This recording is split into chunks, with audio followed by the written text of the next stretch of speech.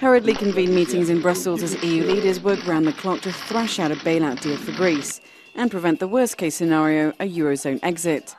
As Greece now tries to strike a balance between reform and guaranteeing social rights, we asked Socialist MEP Roberto Gualtieri if an even stronger economic and monetary union could be the EU's roadmap for the future, an idea put forward in a report co-authored by the presidents of the EU institutions, Eurogroup and European Central Bank. Mr. Gualtieri, thank you for joining us on EuroparlTV. Now, we're here to talk about the Greek crisis, but after 5 long months of negotiations, there's a possibility that an agreement can be reached. Do you think that's the case? I think it would be incomprehensible to break the negotiation now that the parts are so close. It's absolutely necessary to have this agreement because the integrity of the Eurozone cannot be put into question.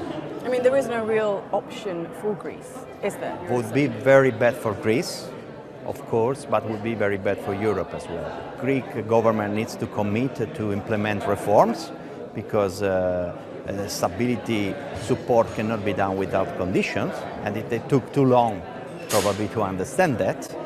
But of course, at the same time, we have to respect that there has been elections and the condition cannot be the same because we cannot undermine the very meaning of national elections. But now I think the proposal on the table is acceptable, and I really hope that would be confirmed and then the Greek Parliament will endorse it. Now, you say that this proposal on the table is acceptable, but you could say that these are slightly more softer reforms.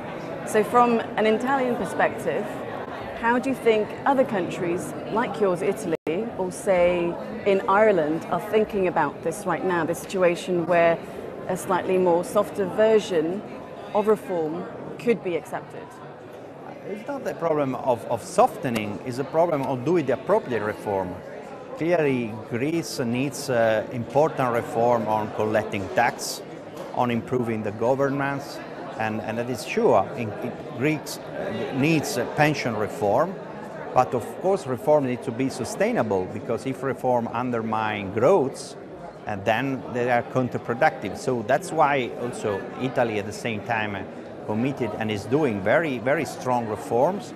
At the same time, they are reforms socially balanced, and Italy is pushing for growth and investment at the European level.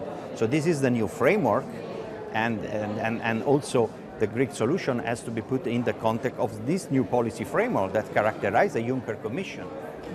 But what do you think Greece could do more in terms of the structural reforms?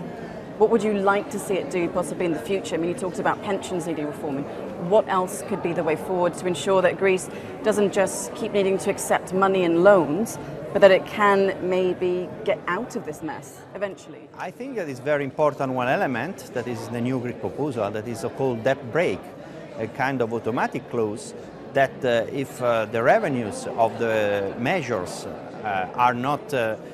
do not match the expectations, then there are automatically other cuts. I think this is a crucial element to make credible the whole agreement. So, Gualtieri, coming to this report by the 5 presidents on the future of economic and monetary union, what do you make about this report?